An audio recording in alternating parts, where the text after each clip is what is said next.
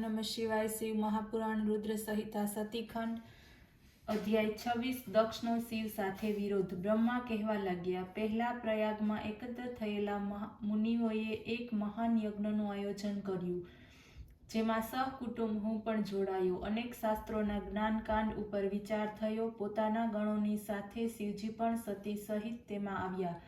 બધાએ ભક્તિપૂર્વક તેમને પ્રણામ કર્યા, તેમની સ્તુતિઓ કરી। તે સમયે પ્રજાપતિઓના સ્વામી દક્ષ આવ્યા અને તેમણે મને પ્રણામ કર્યા અને મારી આજ્ઞાથી તે ત્યાં બેઠા। પછી તેજસ્વી દક્ષની પૂજા અર્ચના કરી, પરંતુ પરમ સ્વતંત્ર લીલા વિહારી પરમેશ્વર પોતાના આસન ઉપરથી ઉઠ્યા નહીં। તેમણે દક્ષને પ્રણામ પણ ન કર્યા।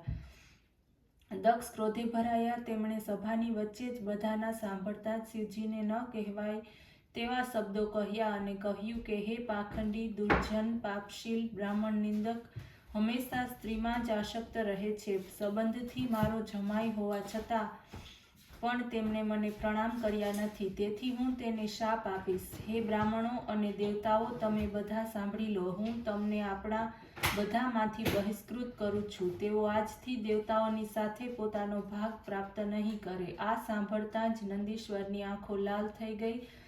તેમણે દક્ષને ઘણા જ સમજાવ્યા। દક્ષ નંદીશ્વરને પણ શાપ આપવા लाग्યા। શિવજીના સમસ્ત ગણોને પણ તેમણે શાપ આપ્યો। પછી તો નંદીશ્વર ઘણો જ ક્રોધ આવ્યો। તેમણે તે મહાગર્વિત દક્ષને કહ્યું, હે દુષ્ટ બુદ્ધિ, શું તું શિવ તત્વને જાણતો નથી? હે મૂર્ખ, આજે તે ભૃગુ વગેરે ઋષિઓની વચ્ચે ભગવાન શિવનો ઉપહાસ કર્યો છે।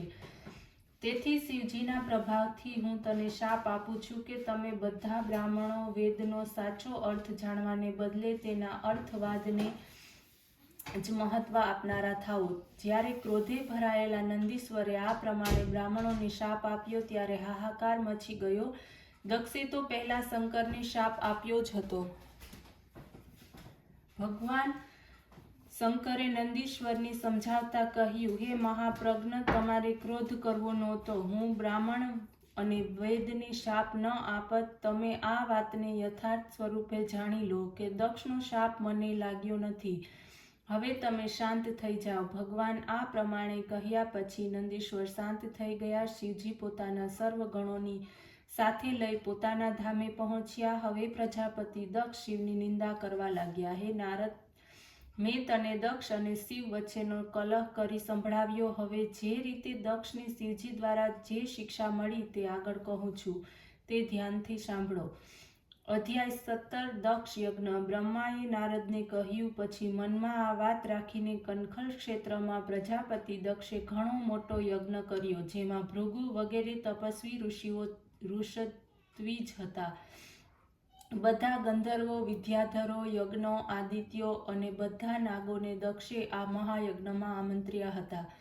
અગસ્ત્ય, કશ્યપ, અત્રિ, વામદેવ, ભૃગુ, દધીશી, ભગવાન વ્યાસ, ભરદ્વાજ, ગૌતમ, પેલ, પરાશર, ગર્ગ, ભાર્ગવ, કકૃપ, શીત, સુમંતુ, તીર્ક, કંક અને વૈશંપાયન આ ઋષિઓ મારા પુત્ર દક્ષના યજ્ઞમાં આવ્યા હતા। હું પણ મારા પરિવાર સાથે તેમજ વિષ્ણુ તેમના પાર્ષદોની સાથે ત્યાં ઉપસ્થિત થયા। આ રીતે અન્ય દેવતાઓ પણ ત્યાં હાજર થયા। પરંતુ દક્ષે જે યજ્ઞમાં શિવજીને ન બોલાવ્યા અને કહેવા લાગ્યા કે તે કપાલધારી છે। શિવજીના દોષ દર્શનમાં ડૂબેલા દક્ષે પોતાની પ્રિય દીકરી સતીને પણ ન બોલાવી।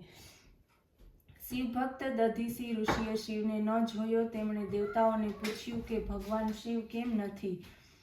ઋષિ દધીચીના વચનો સાંભળીને દક્ષે હસીને કહ્યું કે દેવતાઓના મૂળ વિષ્ણુ તો આવી ગયા છે, પછી શિવજીની મારે શું જરૂર છે? બ્રહ્માના કહેવાથી મેં મારી કન્યા આપી તેમ કહો, નહીંતર કુલહીન માતા પિતા વગરના ભૂત પ્રેતના સ્વામી આત્મા ભિમાનીને મૂર્ખ જળ મોની અને ઈર્ષાથી ભરેલા તેમને કોણ પૂછે? તેઓ આ યજ્ઞ કર્મમાં ભાગમાં કદાપી યોગ્ય નથી, એથી મેં તેમને બોલાવ્યા નથી। મારા આ યજ્ઞને આપ સર્વ મળી સફળ કરો। દક્ષના આ પ્રમાણે કહ્યા પછી દધીશીએ બધા મુનિઓના સાંભળતા જ કહ્યું, તમારે જે કહેવું હોય તે કહો, પરંતુ ભગવાન શિવજી વિના આ યજ્ઞ પૂર્ણ નહીં થાય। પરિણામે તમે નાશને જ પ્રાપ્ત કરશો।